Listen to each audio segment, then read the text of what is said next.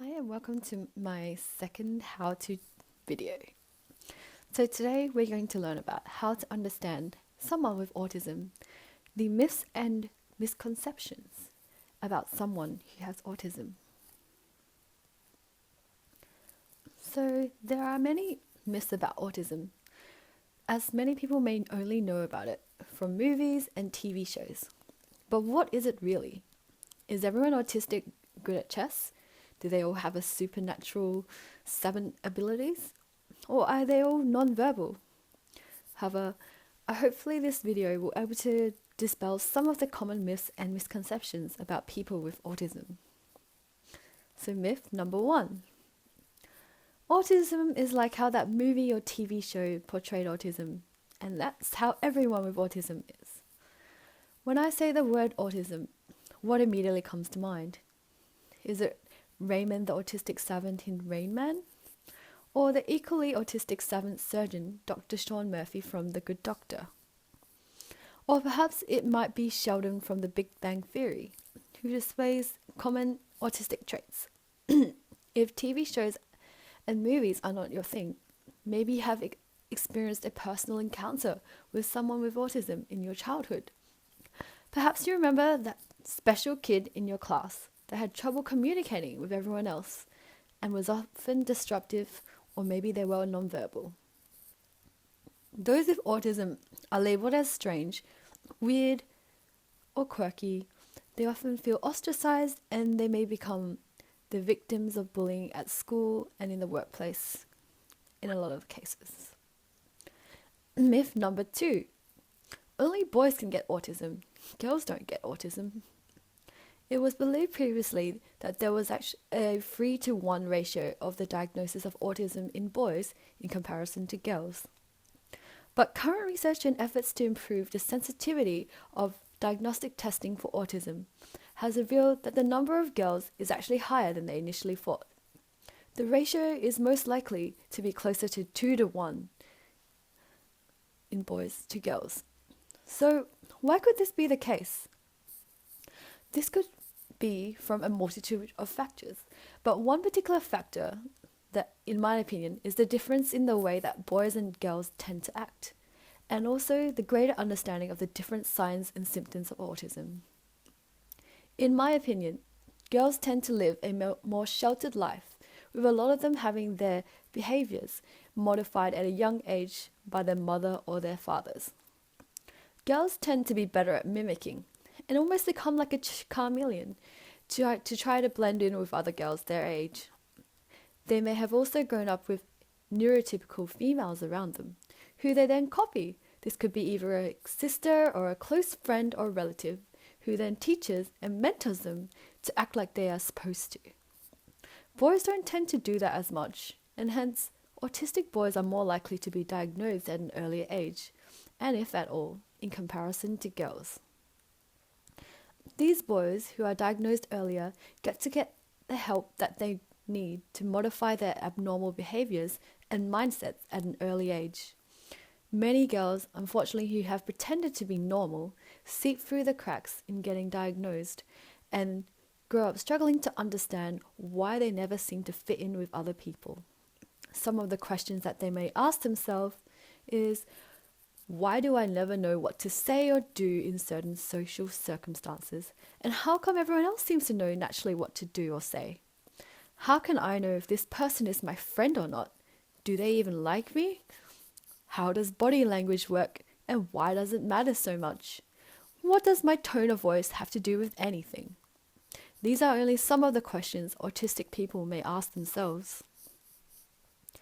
Myth number 3. You don't look autistic. You don't have to look autistic to be autistic.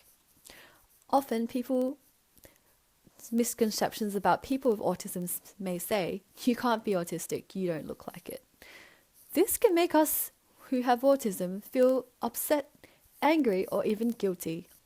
Are you accusing us of lying and fabricating our diagnosis?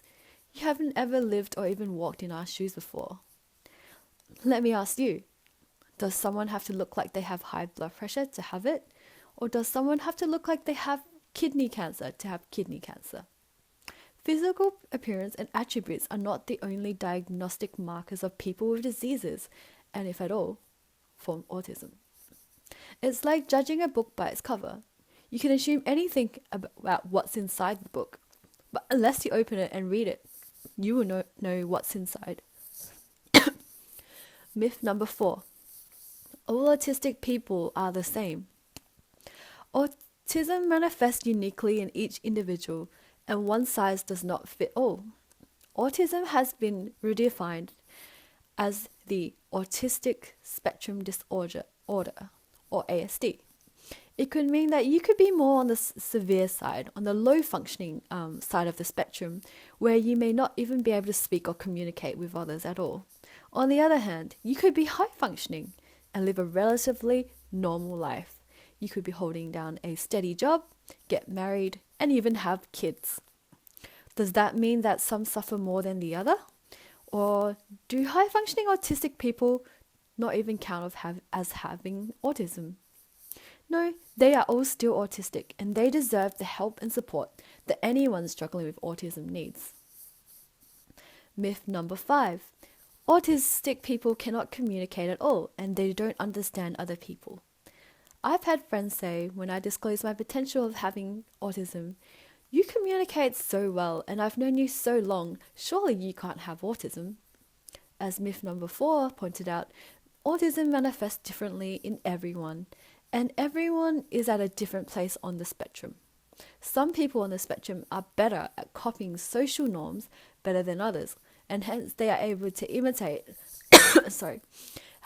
how to act. They may fool others and maybe even themselves that they are normal. Myth number 6. You can only get autism as a kid, and then you grow out of it. Unfortunately, this is not the case. Autism is a lifelong condition. It is a neurodevelopmental disorder that happens from birth, and at current there is no known cure for it. There is evidence, however, that it is genetically passed on from generation to generation, and it runs in families, but not everyone gets it. The only treatment at the moment are behavior modification from a young age and education for those who may know someone who is affected by autism to be more understanding. However, despite not having a cure for autism, you can still live quite a fulfilling and full life with appropriate help and support from other people. Fact number 7. People with autism cannot be diagnosed as an adult. As I said, many people, especially females, slip through the cracks and go undiagnosed for many years by acting out their charade. However, when they get found out, or if the charade goes wrong, it can lead to mental breakdowns, health problems, or relationship breakdowns, which may then lead them to seeing a psychologist, doctor, or psychiatrist about their mental issues, which could eventually lead to a diagnosis of autism, and this can often happen in adulthood. Myth number 8. Autistic people do not have any emotions, and they can never love anyone else or anything. Definitely not true. It's just that autistic people may show their love and affection in different ways to the ways that neurotypical people may perceive as normal. They definitely are able to love animals and pets. And pets for young kids with autism is a good way to teach them nurturing habits. And pets also decrease anxiety in both adults and children, which can be common in people with autism. Autistic people can also get married and have kids.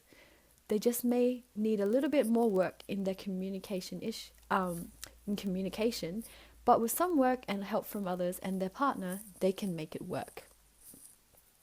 Myth number 9.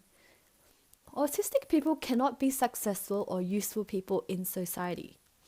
This definitely is the biggest myth of all, in my opinion. There are many people in history who are suspected to have autism or have displayed common autistic traits that may indicate that they have autism. Famous people such as Mozart, Albert Einstein, Isaac Newton have all demonstrated autistic-like traits. Well-known people of today that are suspected to be on the spectrum but are not officially confirmed are Bill Gates, Elon Musk, Mark Zuckerberg and Tim Burton. Some well-known people who have come out as saying they are on the autism spectrum is the singer and the winner of Britain's Got Talent, Susan Boyle, the creator of Pokemon, Satoshi Tajiri, and Temple Grandin, a famous animal behavior expert.